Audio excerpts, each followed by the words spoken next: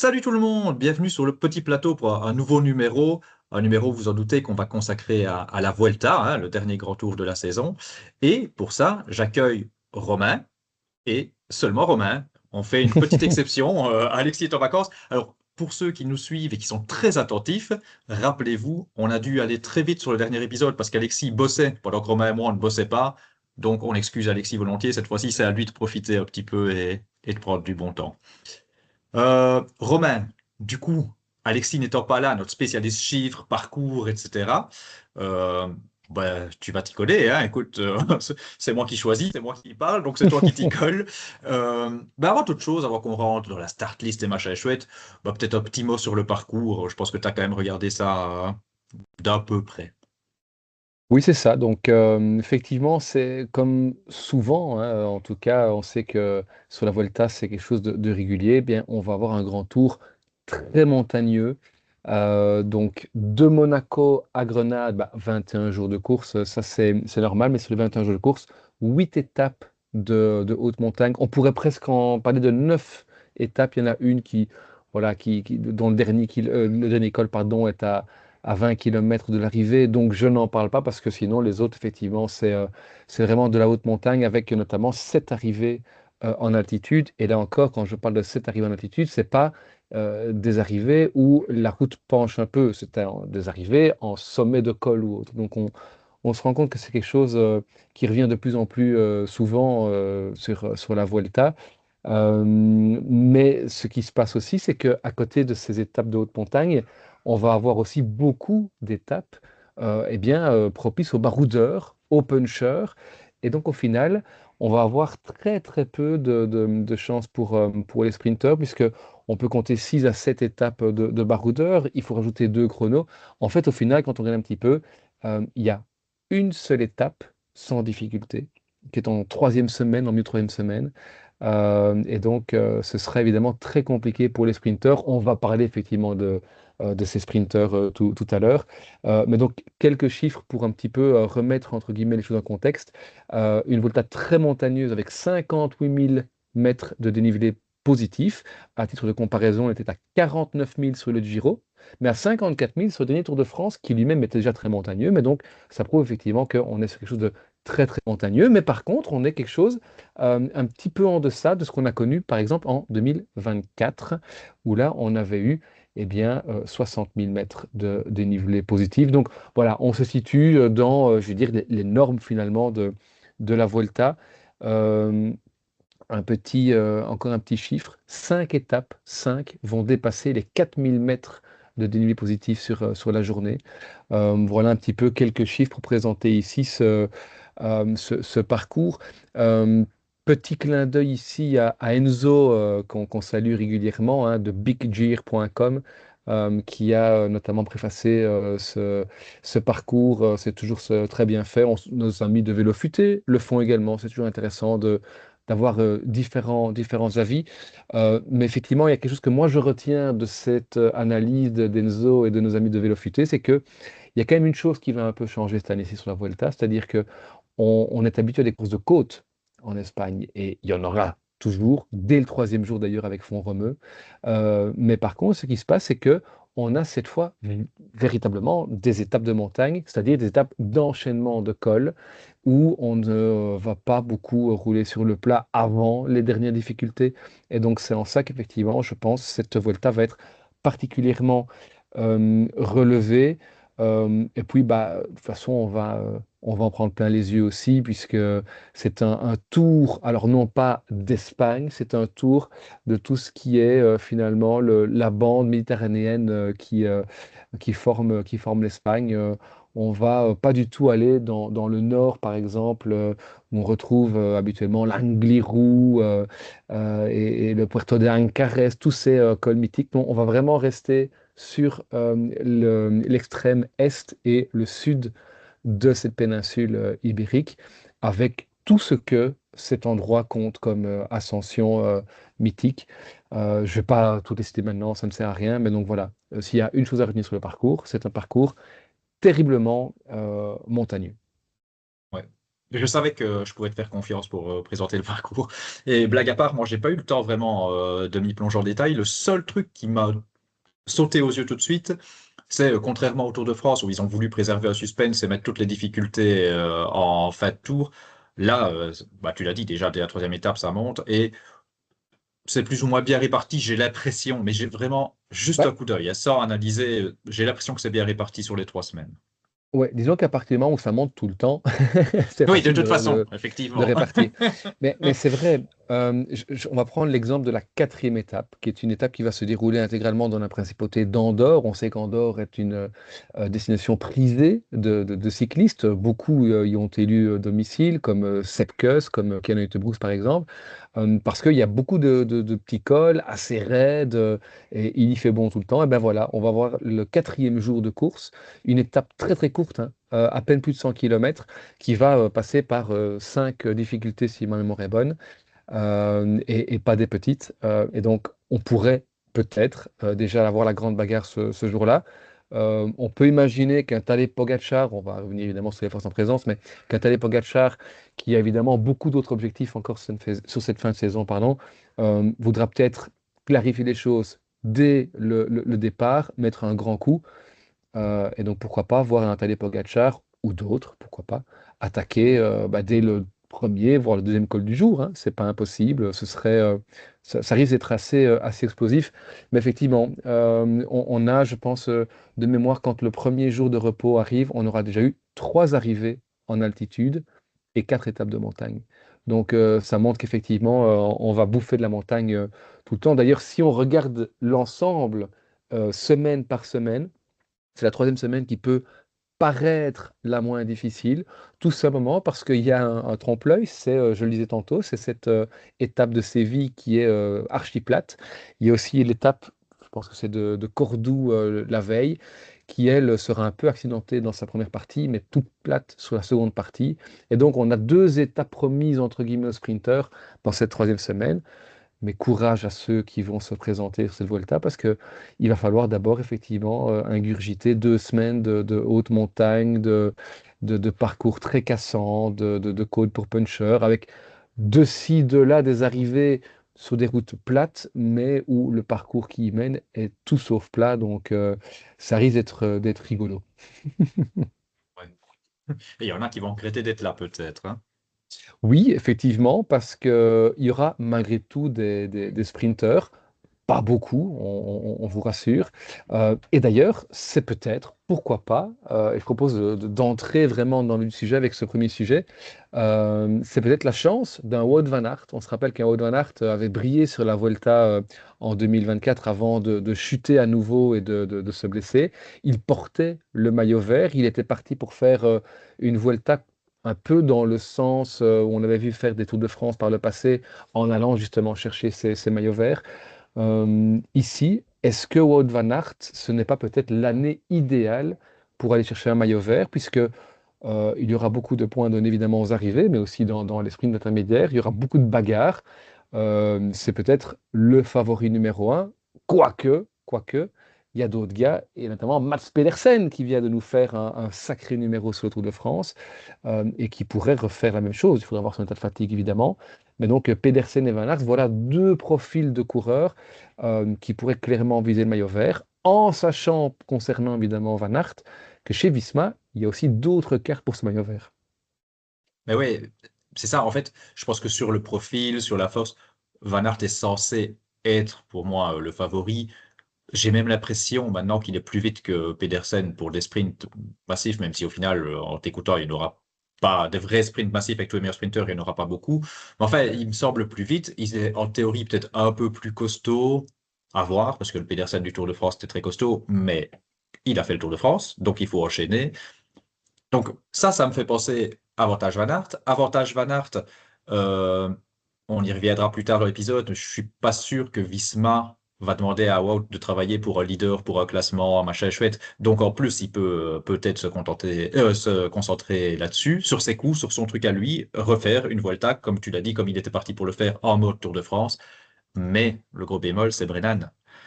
Et si on se place du côté de Van Aert, hein, j'ai rien contre Brennan et c'est un formidable coureur. Mais je me demande vraiment comment ils vont fonctionner. Et j'ai quand même l'impression que partout où Brennan va pouvoir passer, c'est Brennan qui va être la carte privilégiée, avec peut-être Wout qui ferait le lead-out.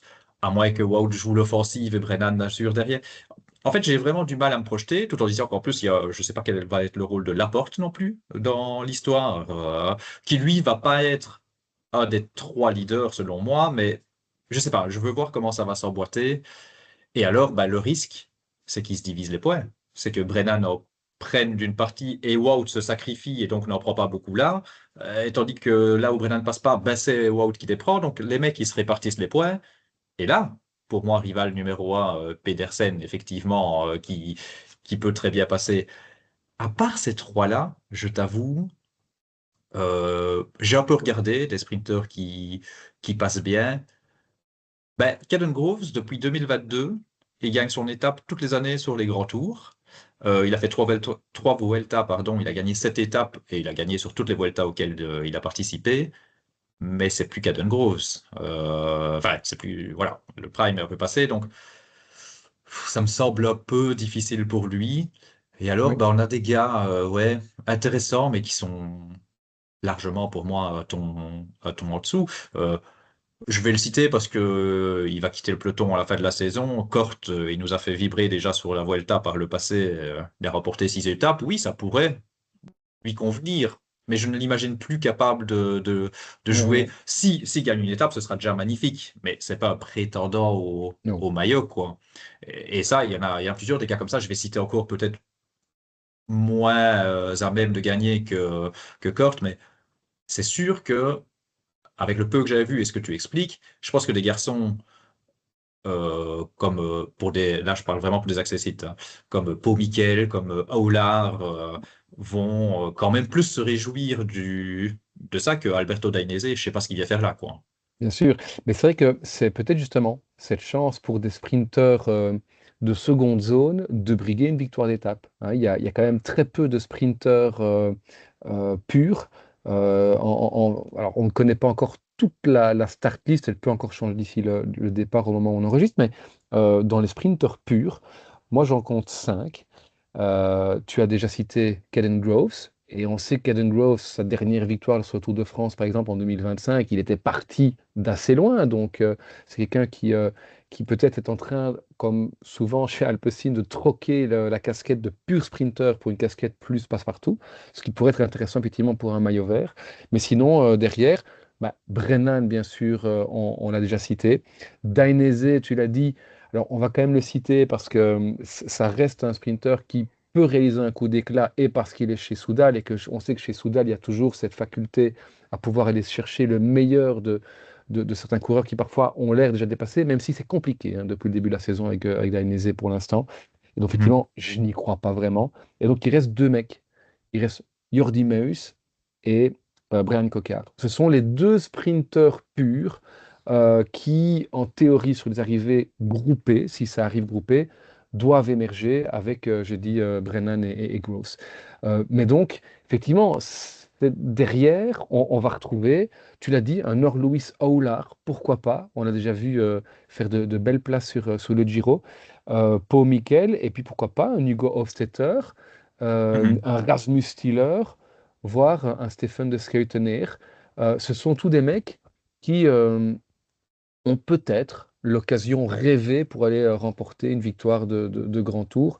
Cela dit, Cocard, par exemple, pareil, hein, il n'a jamais remporté une victoire de grand tour, donc c'est l'année ou jamais. Mais voilà, les options, les possibilités risquent d'être très, très, très faméliques sur cette Volta. Ouais, parce que là-dedans, il y en a qui passeront pas. À la limite, un Pau Mikel, de ce que je vois maintenant de ses résultats, il a l'air. Je vais pas dire que c'est un Aramburu, peut-être pas, mais c'est vrai que c'est un vrai beau mélange que. Tu vois, Meus, je me demande. Bah, je sais pas, parce que Brennan, c'est difficile de le cerner, mais en tout cas, je peux me poser la question de est-ce que Meus n'est pas le plus véloce, le meilleur sprinter qui est là, mais où est-ce qu'il va passer? Hmm. Combien de fois il va pouvoir sprinter pour la victoire? Même si Meus, c'est un peu bizarre, hein, enfin, moi, j'arrive pas à cerner ce gars. Des fois, il passe des trucs, je n'en reviens pas, et puis derrière, patatras, mais j'ai pas l'impression qu'il va avoir. Ouais, beaucoup d'opportunités. Brennan, par contre, lui, il combine quand même, hein, parce qu'il passe quand même pas mal, hein, donc, Tout à fait. ouais. Mais justement, tu parles de Brennan. Donc, on a évoqué déjà Van Aert Brennan, cette double tête pour les sprints, en tous les cas, ou en tous les cas, les étapes qui arriveront a priori en sprint, en grand ou en moyen comité. Mais la Visma, justement, c'est une équipe, je propose qu'on s'arrête 2 secondes dessus parce que on est habitué évidemment depuis quelques années à voir la Visma briller au classement général avec Jonas Vingegaard, avec précédemment on avait eu Primoz Roglic évidemment qui est Monsieur Vuelta, il est présent cette année-ci mais avec une autre équipe, on y reviendra évidemment. On avait aussi Sepp Kuss qui a remporté presque par hasard une Vuelta il n'y a pas si longtemps que ça. Et cette année-ci, ben, il n'y a pas de leader véritable chez Visma pour la haute montagne. On sait que ça aurait pu, ça aurait dû être probablement Yates, Simon Yates, mais qui a pris sa retraite du jour au lendemain sans avertir son équipe. Et donc, celle-ci s'est retrouvée bah, avec un leader en moins pour la montagne. Et donc, on va retrouver cette année-ci une Visma qui va être peut-être un peu perdue, mais qui, par contre, affiche une équipe qui est peut-être le rêve de beaucoup de directeurs sportifs pour briguer chacune, finalement, des étapes qui sont au programme de cette Vuelta. Parce que c'est pas parce qu'il n'y a pas de leader qu'il n'y a pas de nom intéressant. Et pour illustrer ça, je prenais par exemple les grimpeurs. On a cité Sepp Kuss, on a aussi un Ben Tullet. Voilà, un jeune gars qui est très intéressant, qui a montré par exemple récemment sur le Tour de Burgos ses limites. Mais enfin, voilà le genre de mecs qui vont pouvoir partir en échappée, qu'on va probablement laisser partir en échappée parce que on va pas s'attendre à ce que ces mecs fassent un top 5. Et donc, c'est des gars qui pourraient, grâce à ça, aller chercher des étapes. On a aussi un Bruno Armirail qui est toujours épatant et qu'on va pouvoir voir sur les chronos, sur les routes, alors peut-être pas la plus haute montagne, mais en tous les cas, quand les parcours seront propices aux baroudeurs. Et puis, bah, il y a cette petite pépite norvégienne, hein, Jørgen Nordhagen. Qu'est-ce qu'il faut en attendre? Est-ce que, il va jouer le général? Est-ce qu'il va jouer les coups? Est-ce que c'est quelqu'un qui peut s'immiscer dans un top 10, voire mieux? Il y a encore beaucoup d'inconnus finalement par rapport à ce gars-là. Ouais, ouais. Ben, en fait, c'est exactement comme Brennan Van Aert. Je sais pas quoi attendre de la Visma, si ce n'est qu'effectivement, je me dis, Nordhagen, il va peut-être vouloir, il va pas aller faire son top 5, enfin, ou, il met pas très, euh, mais il va peut-être vouloir la jouer à la régulière, juste pour voir ce que je peux faire, et voilà, pour se tester comme ça. Mais par contre, c'est sûr qu'on va pas mettre une équipe à son service. Ça, je peux pas y croire. Donc, effectivement, Armirail et Kuss, eux, je les vois faire des coups. Tulette, je m'étais dit, bah, peut-être c'est l'occasion d'une vie d'être leader, mais tu l'as dit, il montre quand même un peu ses limites. Donc, ouais, j'aime autant enfin, j'espère qu'il sera en offensif aussi. Ouais, et Nordhagen, je sais pas. En fait, c'est marrant parce que quand tu regardes cette équipe, sans vouloir lui manquer de respect, parce que très grosse carrière, d'ailleurs lui aussi il arrête en fin de saison. Il y a que Kreuzweig où tu te dis, bon, lui, on s'y intéresse pas tellement, c'est malheureux, mais j'attends pas grand-chose de Kreuzweig. Mais ouais, tous les autres, le trio sur plat, punch et les autres en montagne, et je me peux même mettre Armirail, c'est pas le meilleur grimpeur, mais il est capable de bien se débrouiller en prenant des coups en montagne, donc ouais, très belle équipe pour dynamiter. Et par contre, là, il faut aller en gagner une, hein. En plus, ils vont en gagner certainement sur du plat, mais il faut, enfin, sur du plat, du mal plat. Mais, mais là, il faut en gagner une en montagne. Ouais. Même si, voilà, on sait que quand UAE est là, c'est pas toujours facile pour les échapper, mais voilà. Ouais, et ce serait intéressant de voir comment ils vont réagir parce que bah, Visma, c'est devenu presque une caricature, hein. C'est le plan, c'est toujours le plan. En Hmm. tout cas, quand Vingegaard court, c'est toujours le plan qu'on met en évidence. Ici, il n'y a pas Vingegaard, il y a pas leader. Est-ce qu'il y a un plan? J'espère sincèrement que non. Ou alors que le plan, c'est allez-y les mecs, on est francs-tireurs, chacun a ses cartouches et vous y allez, carte blanche. Et en fonction des mouvements de course, en fonction de qui peut se placer dans quel groupe, etc. On fait la tactique de course finalement en cours de course. Pour moi, c'est finalement une course dans la course, entre guillemets, que j'attends vraiment cette Vuelta. C'est de voir ce que cette équipe Est-ce que cette équipe Visma, en fait, peut faire rêver comme elle pouvait le faire il y a quelques années. Moi, je suis convaincu que oui, mais il faudrait effectivement lâcher les brides et c'est ça ma crainte finalement. Mais alors, s'ils ne le font pas sur cette Volta, ils ne le feront plus jamais de leur carrière, hein. Moi, je suis un peu optimiste euh, parce que c'est vrai qu'on dit souvent ça et je suis d'accord avec toi, hein, avec le plan et ils sont perdus quand il n'y a plus le plan. Ceci dit, j'ai trouvé par exemple que sur ce Tour de France, ok, ça n'a pas marché, mais quand Vingegaard a disparu, ils ont essayé des choses. Ils sont partis à Oui, l'avant. Bon, sans sa double chute, on saura jamais. Voilà, moi j'ai l'impression que ça peut le faire. Et j'ai oublié de dire, quand même un petit peu décevant, hein, le Piganzoli qui enchaîne pas un troisième grand tour.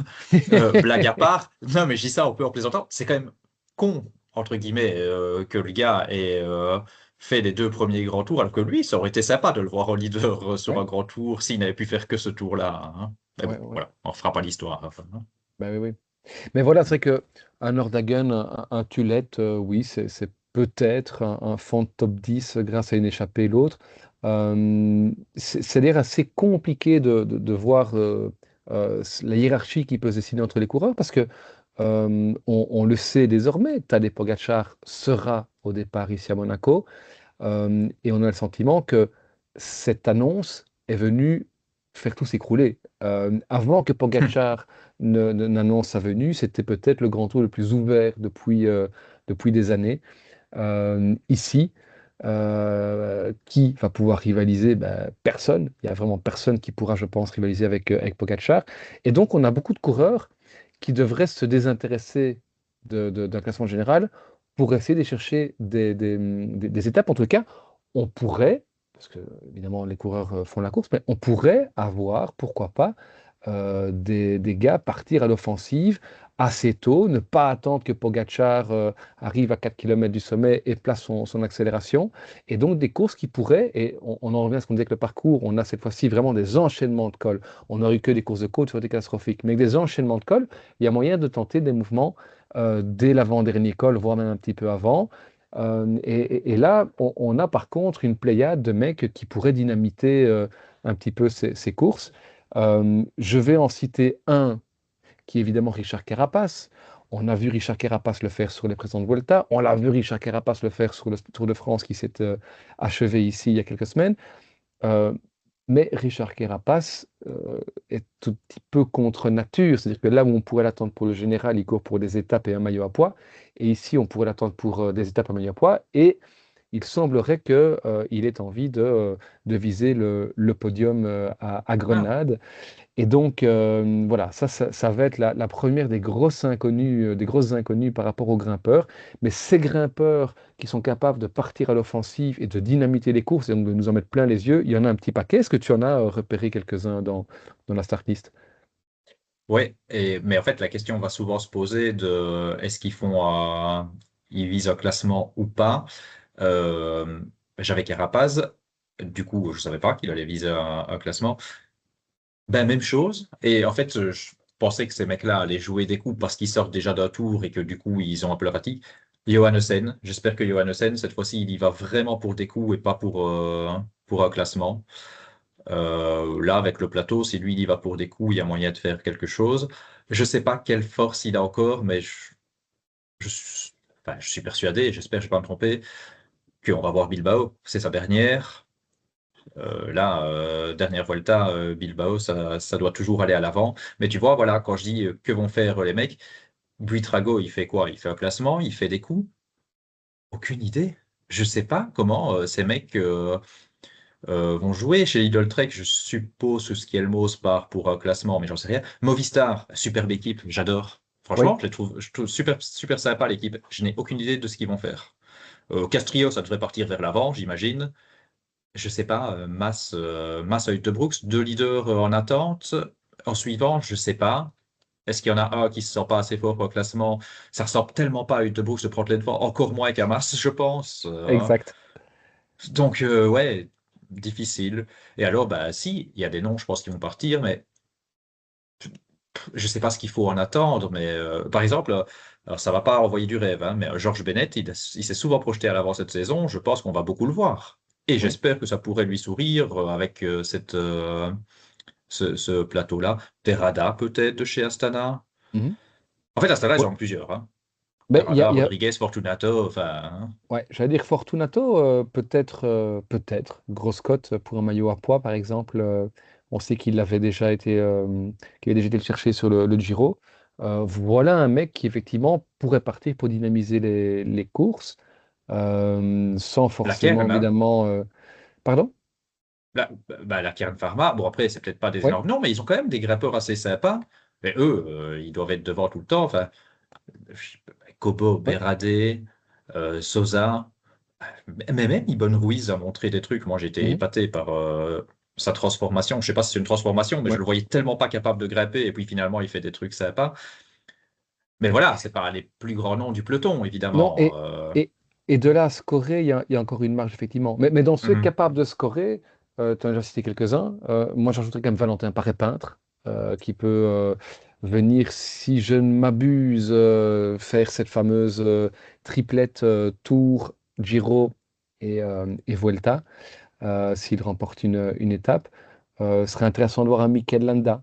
Mikel Landa qui est probablement un peu dépassé aujourd'hui pour aller chercher un top 5, mais qui par contre ne sera jamais avare, je pense, en effort quand il prendra les échappées, si tant est qu'il l'en prenne.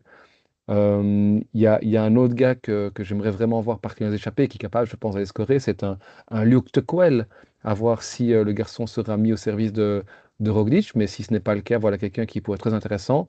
Et puis, côté belge, on en reparlera peut-être un peu plus tard, mais un Ramsès De Bruyne a montré de très belles choses sur le présent Tour de France.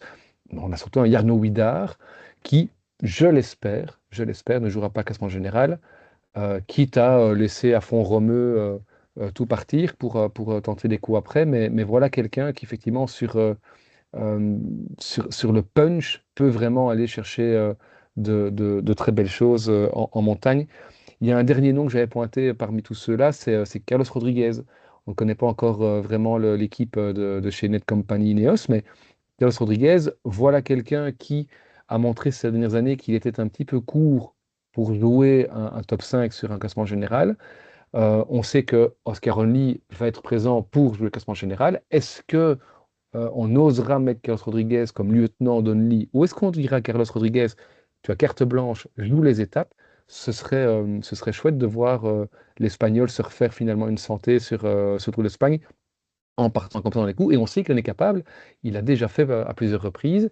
En tout cas, il est capable d'essayer. Est-ce qu'il est capable de scorer? S'il retrouve son niveau d'il y a 2, 3, 4 ans maintenant, ben voilà quelqu'un qui effectivement sera très intéressant peut-être à suivre sur cette Volta.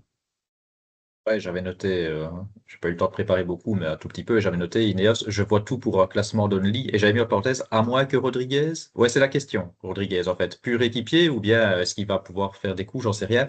C'est bien que tu aies cité deux gars de la Soudal, parce que je voudrais un peu ton avis sur ce que tu attends de la Soudal, parce que tu as cité Landa et Paré Peintre, qui sont effectivement les deux noms les plus intéressants. Après, Zana, Garofoli, Kras, c'est tous des mecs qui peuvent se projeter, je pense. Mais on est d'accord, Landa, enfin, on va pas mettre des mecs au service de Landa. Landa, il y va pour des coups. On est d'accord qu'il va pas essayer de faire un classement. Je ne pense pas.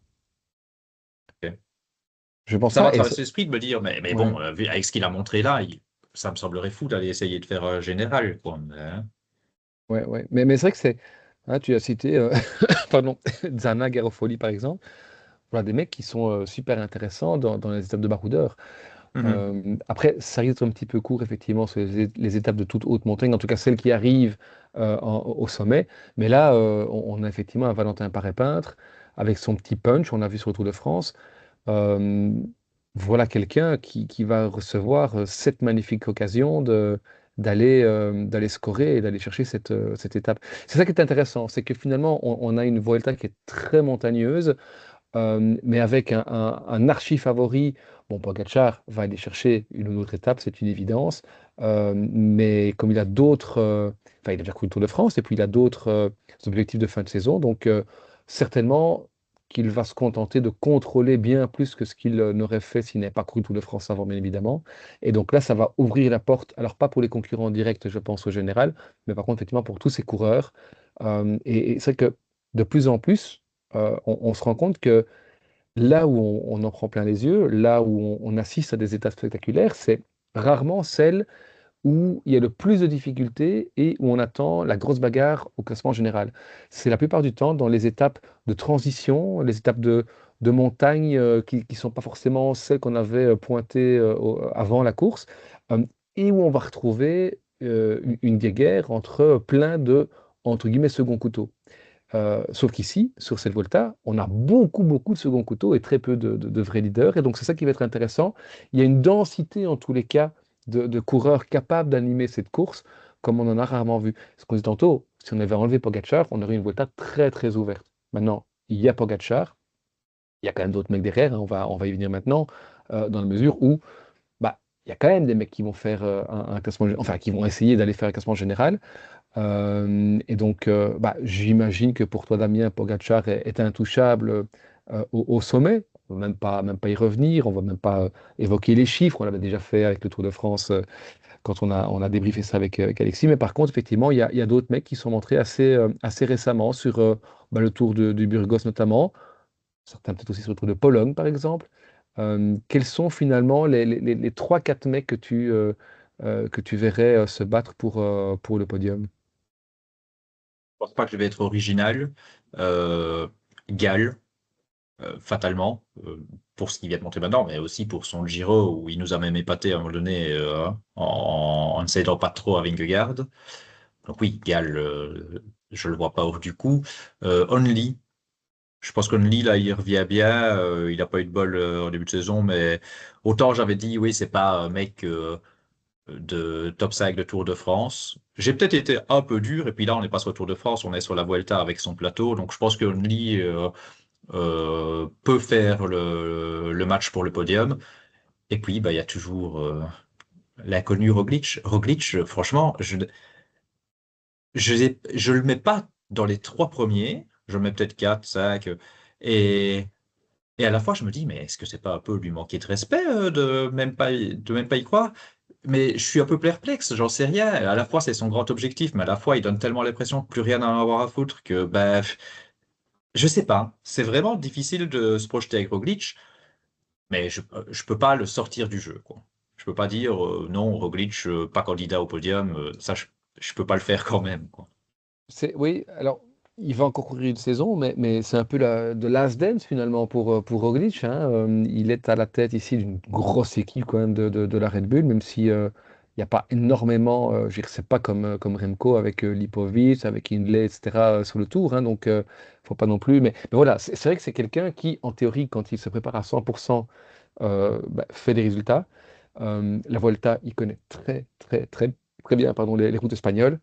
Et donc, oui, à 100%, c'est clairement un podium. Mais est-ce qu'on a vu Roglic à 100% depuis son passage chez Red Bull? J'ai pas l'impression. Hmm. J'ai pas l'impression. Et ces résultats sur les courses d'une semaine, que ce soit cette saison-ci ou même la saison passée, voilà, c'est moins ça. Bon, après, il a quand même gagné un Giro, hein, de mémoire, je pense, depuis qu'il est passé chez Red Bull. Mais enfin, voilà, c'est clair que c'est un candidat naturel au top 3. Mais il y a beaucoup de questions. C'est pas d'inconnu en fait par rapport à lui, c'est vraiment de questions. Est-ce qu'il a encore la motivation? Est-ce qu'il a le mental? Est-ce qu'il a les jambes? Est-ce que l'âge ne commence pas à se faire sentir aussi chez lui?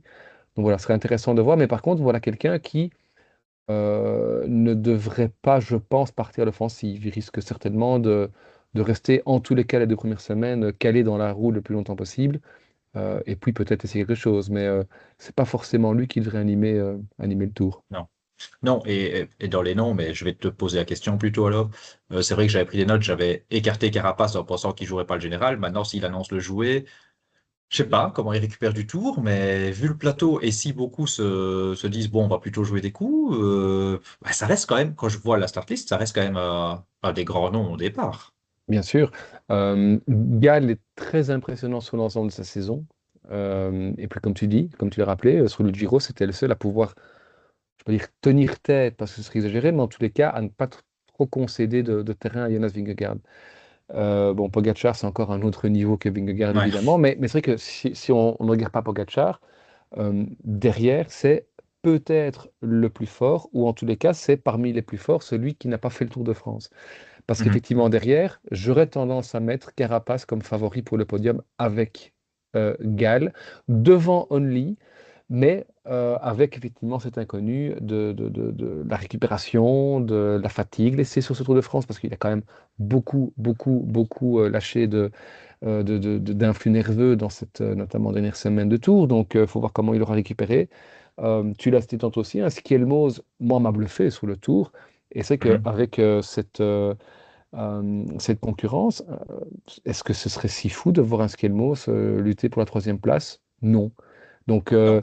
s'il fallait vraiment, je dis, pour vraiment les deux places sur le podium de Pogacar, je serais quatre noms. Effectivement, c'est Gall, Carapace, Only et Skelmos, avec une inconnue qui est Roglic, et avec un nom, parce que je n'y crois jamais, c'est Henrik Mas. Mais Mas a peut-être effectivement de nouveau le terrain le plus propice à ses qualités intrinsèques pour aller chercher quelque chose. Il l'a déjà fait par le passé, mais ça fait trop de saisons maintenant qu'il est un petit peu en deçà. Et ce sera très intéressant, très intriguant surtout de voir effectivement cette relation qui va pouvoir s'installer entre lui et Ken Brooks, qui ont un peu le même profil. Hein. Ken Brooks, c'est le genre effectivement à bien aimer les longues montées, comme on va en avoir ici sur la Vuelta. Mais est-ce que c'est le genre de gars à partir à l'offensive? Il l'a déjà fait aussi, mais pas tellement. Donc, voilà, c'est Mass et Brooks, à la pédale, s'ils sont à 100%, ils peuvent, voire ils doivent faire un top 5. Ce serait décevant, quelque part, de ne pas avoir un de ces deux Movistar dans le top 5. Mais sont-ils à 100%? Ça, c'est toute la question. Ouais. Ouais, ouais. Ouais, Mas, je commence à plus y croire. Bon, comme toi, en fait, je dis j'y crois jamais. Mais après, c'est vrai que sur la Vuelta, à chaque fois, il brillait. Mais là, j'ai quand même l'impression que c'est un peu le déclin.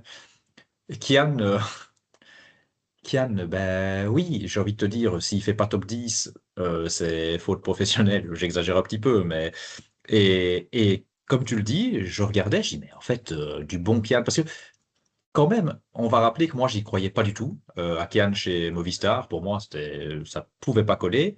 Et en fait, jusqu'au tour où malheureusement il est malade, ça se passe pas bien de ça. Bah, c'était plutôt bon. Donc ouais, top 5, ça peut. Après, bah, le problème c'est que on a appris à être déçu. Je veux dire, avec Yann, on fixe des trucs hauts et on a appris à être déçu, pas spécialement du garçon, hein, mais il va peut-être lui arriver quelque chose, il va peut-être tomber malade, il va peut-être avoir ça, peut-être le mal de dos qui va se réveiller. Et malheureusement, j'essaye de plus trop me projeter avec lui. Je vais refaire un tout petit retour en arrière. Tu disais, Roglic a une belle équipe à son service. Gall aussi, la Décathlon. Ah oui, Waouh, waouh. Je regrette que Bizio doive se mettre au service, je suppose, de Gall, parce que j'aurais voulu voir Bizio en plus jouer sa carte à lui. Ah ouais, avec Mühlberger, avec Jordan Labrosse, avec Bizio, avec Rigitello. Fujitello. Ouais, c'est incroyable cette équipe. Ouais, Ouais. ouais. Décathlon très, très, très costaud. Donc, ça me renforce encore dans l'idée de Gall vraiment favori pour la deuxième place. Oui. Sans Pogacar, est-ce que Gall aurait été le favori pour toi de ce Tour d'Espagne? Ouais, oui, sur sur sa force à lui, sur le collectif, sur la dynamique Décathlon. La dynamique, je parle, Décathlon devient une grosse équipe, Mhm. vraiment, quoi. Et ils veulent rouler, ils n'ont pas peur de rouler comme une grosse équipe. On voit, on en a parlé, je pense, dans notre épisode de débrief de Tour, on avait vu avec les automatismes, par exemple, Prodhomme, Sexas, Oui. ils doivent encore s'habituer à être une équipe de très haut niveau, mais ils montrent des choses hyper intéressantes. Et sur le Giro, Mühlberger avait montré des choses hyper intéressantes aussi aux côtés de Gall. Donc, clairement, c'est pas la petite équipe. Tu sais, pas du tout faire offense à nos voisins français, ils le disent eux-mêmes. Des fois, on avait l'impression la petite équipe, les petits Français qui osent pas trop. Là, c'est une équipe française qui s'affirme et qui dit, nous, on est une grosse équipe et on n'a pas peur des autres et on y va. Et donc tout ça fait que, ouais, je pense que j'aurais mis Gall favori. Ouais. Mais sachant que si Pogacar n'avait pas été là, il y aurait eu un autre leader chez UAE, notamment Joe Almeida. Alors, Almeida, le Almeida 2025 était peut-être le grand favori derrière Pogacar. Le Almeida 2026, on ne sait même pas si va terminer la Vuelta. Il y a d'autres mecs derrière, hein. Un Jay Vine, par exemple, ça peut être très intéressant, mais plutôt pour des coups et un maillot à poids. À voir si il recevra. Parce qu'il y a une différence entre faire la Vuelta avec un Almeida, un Marc Soler, etc., et faire la Vuelta avec un Pogacar à côté, hein. Donc, il faut voir si il aura de nouveau les opportunités pour partir. Ce sera très intéressant de voir aussi ce qu'un un Pablo Torres peut faire, parce que voilà un petit grimpeur espagnol que je ne vois pas vraiment travailler pour les autres. Donc peut-être un coureur là, qui pourrait partir dans les coups serait intéressant. Mais donc voilà, cette équipe UAE, admettons que Pogacar, défaillance, fringale, chute, maladie, Pogacar ne gagne pas le Tour d'Espagne ou quitte le Tour d'Espagne. Qu'est-ce qu'on peut attendre finalement de cette équipe en dehors de Pogacar? Ouais, que Vine gagne des étapes. Mais en fait, c'est difficile avec Almeida. S'il la ligne, peut-être qu'il a un niveau décent, j'en sais rien, mais j'arrive pas à me projeter avec une saison comme ça, ce qu'il a traversé. Il vient encore de tomber. Enfin, j'arrive pas à me projeter avec un Almeida solide pour un classement. Et donc, non, Vine, je sais qu'il y a une hype dans la communauté vélo, il y en a plusieurs, hein, qui Vine, ouais, Vine capacité. Oui, a priori, Vine capacité. Vine, sa meilleure place au classement général sur un grand tour, c'est 30e. Vine, il tombe un jour sur deux. Enfin, donc moi, j'y crois pas du tout pour classement. Et Torres, figure-toi, je me faisais la réflexion que c'est un peu timide par rapport à ce qu'il avait laissé entrevoir comme espoir. Je trouve Mhm. que son entrée là dans le Vélo Pro est un peu timide. Maintenant, c'est pas évident de se faire une place dans la meilleure équipe du monde quand tu vois la concurrence interne qu'il y a. Bah donc, ouais, je sais pas. En fait, s'il n'y avait pas Pogacar, est-ce que Torres, lui, serait capable, en prenant un coup, de se révéler? Peut-être. Est-ce qu'il va pouvoir le faire avec Pogacar? Je sais pas. En fait, Pogacar, il laisse partir les copains une fois. On sait bien, il le fait, même sur le tour, il l'a laissé faire aussi. Mais les copains, c'est qui? Est-ce que c'est des gars? En fait, je t'avoue, j'ai pas regardé avec qui Pogacar roule habituellement. Parce que je me demande s'il fonctionne. Pas, je me demande. Comme tout le monde, il fonctionne de toute façon plus à l'affect. Comme tout le monde, tu préfères voir gagner un vrai copain qu'un équipier à qui tu t'entends bien sans plus. Mais est-ce qu'il choisit? Est-ce qu'il veut dire, bon, toi, Jay, tu as déjà rendu beaucoup de services quand même à l'équipe, t'es un killer en échappée, vas-y. Euh, Torres, peut-être pas maintenant. Mm. Peut-être attends un petit peu. Ou à l'inverse, écoute, gamin, t'es là, tu m'as bien aidé pendant X étapes, vas-y, fais-toi plaisir, des coups. Je pense que c'est quand même peut-être Pogacar qui décide un peu de ça, et donc c'est difficile de se projeter, en fait, sur qui peut faire quoi. Mais si Pogacar n'est pas là, sur les classements, c'est un peu comme quand Vingegaard abandonne le Tour de France. Pour moi, ils n'ont pas de plan B, hein. Bah, ils ont déjà rarement un plan A autre que celui Oui. de on a le mec le plus fort du peloton qui écrase les pédales et qui met des watts. Donc effectivement, on a souvent vu que UAE sans Pogacar, c'est compliqué d'un point de vue tactique. Mais donc ça aurait été très intéressant de voir effectivement des Almeida, Vine et Torres notamment, pour ne citer que, il y en a d'autres derrière évidemment, mais euh, de voir comment eux auraient pu réagir cette Volta s'il n'y avait pas eu Pogacar. Donc là, voilà, à ce moment-là, c'est aussi un peu dommage peut-être, et je me mets aussi à la place Oui. des mecs qui se disent, merde, pour une fois que j'avais un grand tour où je peux être leader ou autre, revoilà encore Pogacar. Peut-être une question qui me vient à l'esprit comme ça. On l'a appris cette semaine, Pogacar va juste avant le départ de cette Volta renégocier son contrat avec UAE. Il souhaiterait prolonger d'un an, mais surtout, il souhaiterait insérer des clauses qui n'existent pas encore dans son contrat. Notamment une clause, c'est choisir son programme de course. Euh, Est-ce que ça t'inspire quelque chose? Est-ce qu'on pourrait imaginer, je fabule certainement, mais est-ce qu'on pourrait imaginer qu'un Pogacar fatigué du Tour de France s'est dit, pff, voilà, moi je vais faire mes mondiaux et les courses au Canada, le Lombardie et puis basta. Et que son équipe a dit non, non, non, non, non, on va aller gagner la Vuelta, tu vas venir sur la Vuelta. Pogacar n'est pas très envie, il est un peu obligé par son équipe, et donc il se dit ok, je viens, mais on va renégocier mon contrat pour que désormais c'est moi qui choisisse. Ça, c'est une façon de voir les choses. Une autre façon de voir les choses, c'est de se dire bah, Pogacar, il reste plus grand chose à gagner pour devenir le meilleur coureur de l'histoire, et c'est bah, une occasion, je ne vais pas dire unique, parce que Pogacar peut gagner la Vuelta chaque année s'il le souhaite, Mais c'est une occasion ici où ça va pas lui demander énormément d'efforts en plus, de venir cocher la Volta à son palmarès. D'autant que cette année-ci, on a Vingegaard qui vient de signer, donc avec la victoire sur le Giro, les 3 grands tours. Vous pouvez imaginer que Pogacar veuille faire la même chose. Alors, ce sera après Vingegaard, mais pas de beaucoup, alors que s'il avait dû attendre un an en plus. Donc voilà, il y a vraiment tout ce jeu. On n'est évidemment pas dans l'équipe UAE, on ne sait pas ce qui s'y dit, ce qui s'y pense. Mais voilà, en tous les cas, du grain à moudre pour ceux qui voient dans cette hyper domination de Pogacar un astre qui brille trop finalement et qui renvoie dans l'ombre pas mal de mecs qui auraient peut-être envie enfin, pardon, qui auraient peut-être des envies d'ailleurs, quoi. Ouais, ouais, écoute, tu m'apprends tout ça. Je ne savais pas. J'avoue, j'ai pas eu beaucoup de temps à consacrer pour l'instant au vélo. Euh, ouais, c'est un peu étonnant. Moi, j'y crois pas trop. J'avais déjà entendu le truc de dire, bah, comme ça, il fait dans la même année que Vingegaard pour avoir gagné les 3 grands tours. Je pense qu'il s'en fout. Enfin, j'en sais rien, hein, mais il me renvoie pas cette image de vouloir le faire. Oui, vouloir gagner les 3 grands tours dans sa carrière, oui. Bon, est-ce que c'est la même année que Vingegaard? Ça, le travail, je suis pas sûr. Mais ouais, c'est des bonnes questions. Moi, j'avais l'impression que c'est lui aussi qui se dit, je suis bien, je vais faire la Vuelta comme ça, c'est coché. J'avais pas l'impression que c'est UAE qui l'a envoyé, mais peut-être, hein. Peut-être que UAE s'est dit, écoute, Tadej, là, on a personne cette année, il faut que tu viennes. On ne saurait pas faire autrement.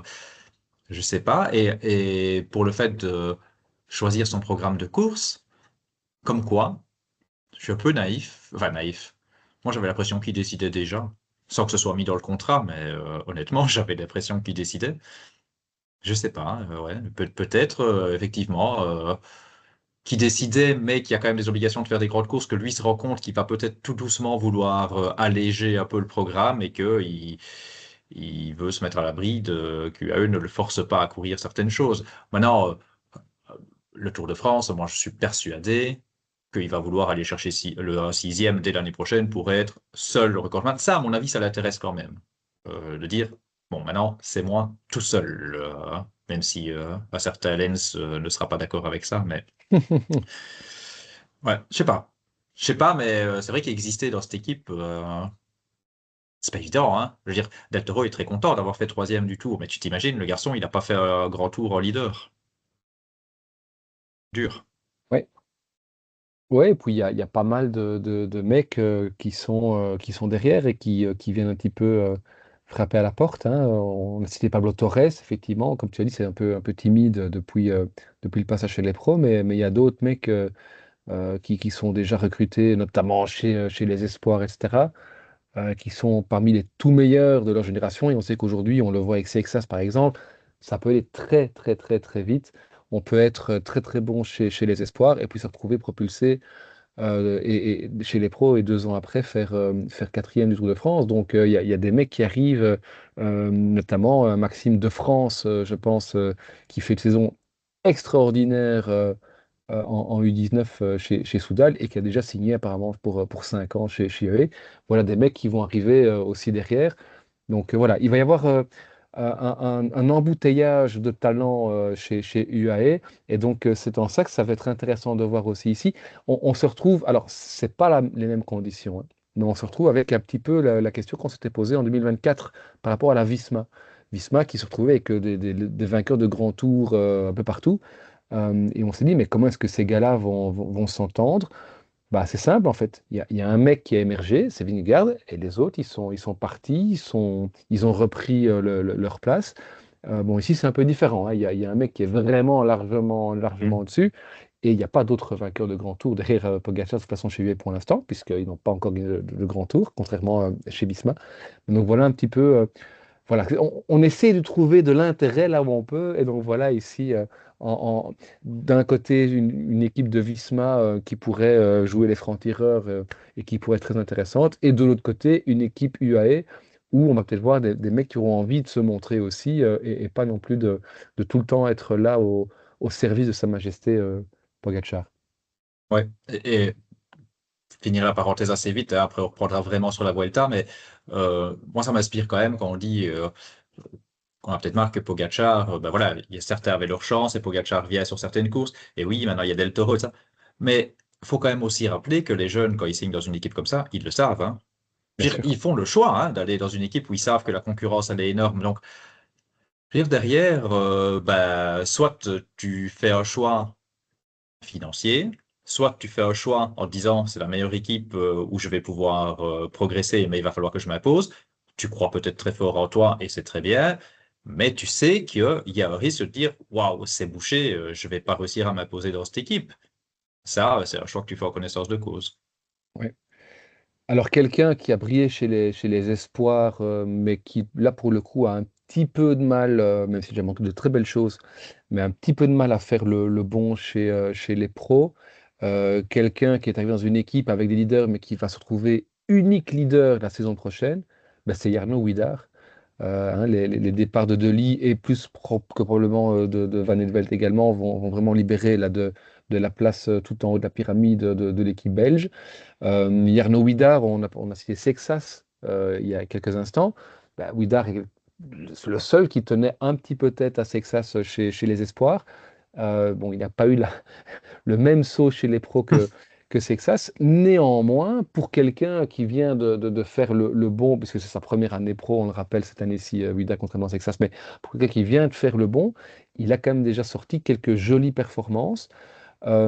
C'est aussi vraiment, je pense, une des curiosités de cette Vuelta. C'est qu'est-ce qu'on est en droit d'attendre de Jarno Widar. Je le disais tantôt, j'espère sincèrement qu'il ne va pas faire un classement général, mais si tant est il le faisait, qu'est-ce que tu attends, toi, de ce jeune Belge, de cette nouvelle pépite de notre cyclisme belge?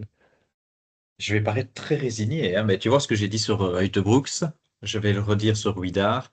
Moi, je vais prendre Widar, il a offert des bons trucs là dernièrement sur le Tour de Burgos et puis patatras encore une fois. Et en fait, je crois que je pense qu'il va y avoir des bons moments et je vais prendre chaque bon moment d'Arnaud avec le bonheur avec lequel il faut prendre ce bon moment en me disant ça va certainement s'arrêter à un moment donné.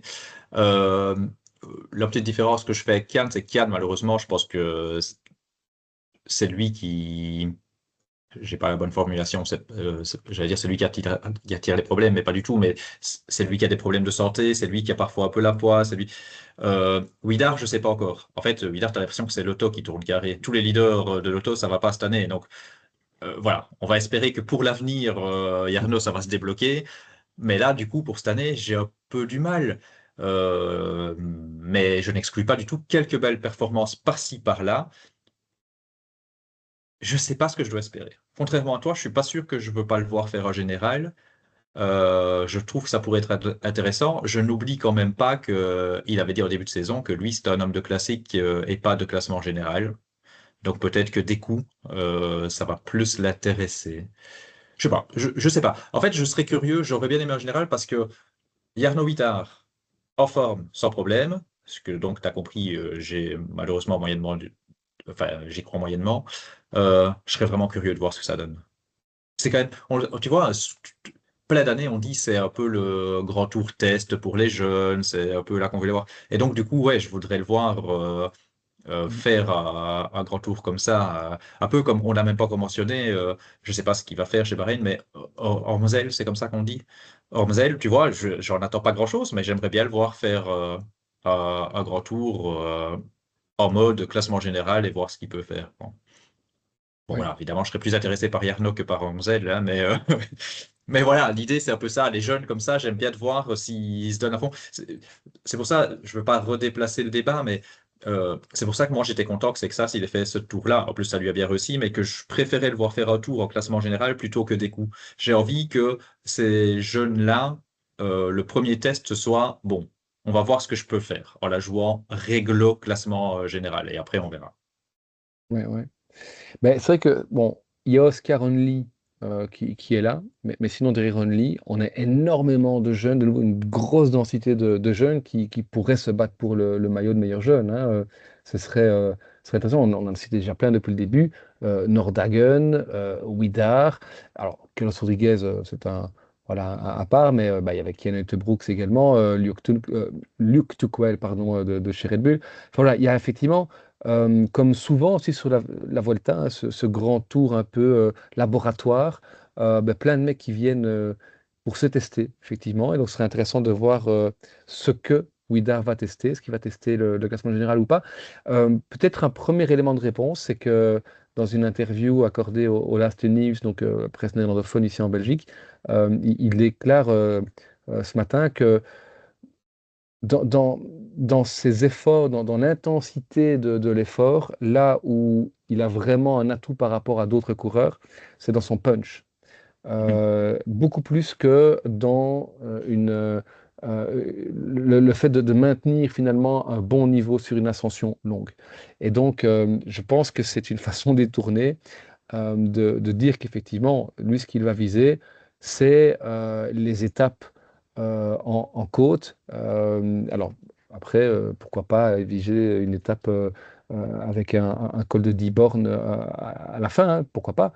Mais en tous les cas, aller dans tous les coups. Et comme tu dis, c'est vrai que il a encore dit dans cette interview, lui se prédestine. En tout cas, il se qualifie comme un coureur de classique de type ardennaise ou le Lombardie. Il dit que ce sont les courses qui lui conviennent le mieux. Effectivement, pas forcément un classement général. Donc voilà, je pense qu'on ne le verra pas tenter un top 10. D'autant que je pense que l'auto a beaucoup plus intérêt d'un point de vue sponsoring à aller chercher une victoire d'étape que d'avoir une neuvième place ou une 12e place au classement général. Mais c'est peut-être, malgré tout, la plus belle chance, avec bien sûr Kenote Brooks, au niveau belge, d'avoir un coureur dans le top 10, évidemment.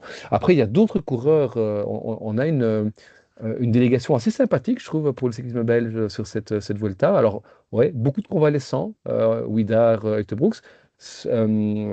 Pardon, Thibaut Ney, j'ai dit Sven Ney, c'est son père. Thibaut Ney, c'est également qui, je pense, qui a couru 3 jours de course, je pense qu'il a été un peu, mais à peine, ici en juin, et qui se retrouve au départ de la Vuelta. Un gars qui aurait pu briguer plusieurs victoires d'étape sur cette Vuelta s'il était à 100%, mais voilà, où en est-il aujourd'hui, on ne le sait pas, mais voilà encore un gars, ce serait intéressant en fait de le découvrir un petit peu sur ce genre de profil. Oui, mais oui, c'est sûr qu'à 100%, je pense qu'il aurait pu se régaler, hein. Mais Ouais. bon, comme tu dis, on ne sait pas, c'est difficile quand même de croire en des coureurs qu'on n'a pas vus. Mais bon, après, encore une fois, c'est plus le cyclisme non plus d'il y a je sais pas combien de temps. Et c'est vrai que des fois, bah, même que tu les as pas vus, quand ils sont au départ, ils sont prêts et ils sont prêts. Voilà. Tout à fait. Bon, c'est jamais. Espérons-le en tout cas pour, euh, pour lui. Je sors un peu des Belges, je suis désolé, mais parce que tu as mentionné les amis de Vélo Futé pour et Enzo pour la présentation du parcours. Faut quand même leur faire un clin d'œil parce que chez Tudor, il n'y a pas grand monde pour jouer un classement. Et il y a Marco Brenner qui vient de gagner en World Tour pour la première fois de sa carrière, qui était quand même annoncé il y a quelques années comme un cador, qui a fait comme Remco sauter la catégorie des espoirs et qui, ben, lui, n'était certainement pas apte à le faire de la même manière. Il a peut-être eu besoin de plus de temps et il n'est pas devenu Remco Evenepoel ni même un candidat au podium au Grand Tour. Hein, on va pas s'emballer parce qu'il a remporté le Tour de Pologne, mais il montre quelque chose d'intéressant sur cette saison. Bah voilà, un gars qui peut être intéressant en tant que baroudeur. Et j'espère vraiment, lui, qu'il va pour des coups. J'ose espérer qu'il va pas avoir la prétention de se dire, bon, maintenant, je sens que je peux. Enfin, la prétention. Après, j'ai rien à dire. Si le gars il se dit, maintenant, je veux me tester et je sens que ça y est, j'ai passé un cap, bah, très bien qu'il le fasse. Mais je trouve que dans la forme qu'il est là, la gâche pas. Vas-y, tente des coups, Marco, hein. Oui, et c'est vrai que là, on ne peut pas dire le contraire. Il arrive ben, à 100% hein, après sa victoire ici autour de Pologne, où je dois dire que je n'y croyais pas. Non, Indépendamment moi non du fait plus. que, effectivement, il est en train de monter en puissance, ça c'est un fait, c'est vrai. Mais quand on regarde ses résultats depuis le début de la saison, c'était quand même pas foufou non plus. Et puis surtout, là où il m'a impressionné, c'est sur le chrono. Où Mhm. il perd finalement assez peu de temps par rapport à des vrais spécialistes comme un Finn Fischer-Black que je voyais détrôner l'Allemand assez facilement, ce qui n'a pas été le cas. Donc non, ce sera effectivement, ça fait partie de ces coureurs qui seront intéressants à suivre. Mais de nouveau, voilà, on se retrouve avec, comme souvent sur la Vuelta, énormément de questions avant le départ, énormément d'interrogations. Parce que, ben oui, on l'a dit, c'est un grand tour laboratoire, un grand tour qui souvent sert soit de test, soit de compensation, entre guillemets aussi, quand on a raté son Tour de France ou autre, ce qui n'est pas trop le cas cette année-ci. On n'a pas quelqu'un qui est passé à côté de son tour et qui vient du coup sur la Volta. On a soit des mecs qui ont bien. Bon, Tobias Johannessen, il lui a vraiment manqué sa victoire d'étape, mais il a quand même été très très présent sur ce tour. Il fait d'ailleurs une saison assez fantastique. Mais un Carapace, un Skelmos ont montré de très très très belles choses sur le tour. Donc voilà, on va avoir finalement ici une Vuelta. On le répète, s'il n'y avait pas eu Pogacar, une Vuelta qui aurait été particulièrement ouverte et intéressante à suivre. Euh, on en vient presque à espérer que Pogacar mette tout le monde d'accord à Font-Romeu ou allez, en Andorre, et puis qu'après il laisse le peloton s'amuser et jouer les coups et qu'il se contente de gérer son avance au général. Ça pourrait finalement être ça, une Vuelta intéressante, une Vuelta qui pourrait réserver de jolis coups, de belles surprises et puis de belles découvertes aussi. C'est un laboratoire, on le sait. Et puis c'est toujours l'intérêt aussi de pouvoir prolonger un petit peu le temps des vacances en regardant l'Espagne à la télé. Donc voilà, on espère que vous allez prendre beaucoup de plaisir à regarder cette Volta, à suivre cette Volta. En tout cas, Damien, ben, merci d'être venu pour partager un petit peu tes sentiments sur cette Volta. On salue bien évidemment Alexis qui va nous écouter, qui ne pouvait pas être présent, mais qui sera certainement là pour débriefer, parce qu'on débriefera évidemment cette Vuelta en même temps qu'on préfacera les derniers événements, puisque la saison est loin d'être terminée. Il y a encore quelques très très chouettes rendez-vous en fin de saison. Mais d'ici là, c'est 3 semaines, c'est parti pour 3 semaines en Espagne, enfin en Espagne, à Monaco d'abord, en France ensuite, en Andorre, et puis on arrivera en Espagne. On y sera évidemment vite. Et puis, bah, bonne Volta à tous et à bientôt alors. Ciao, ciao! Bonne course, ciao!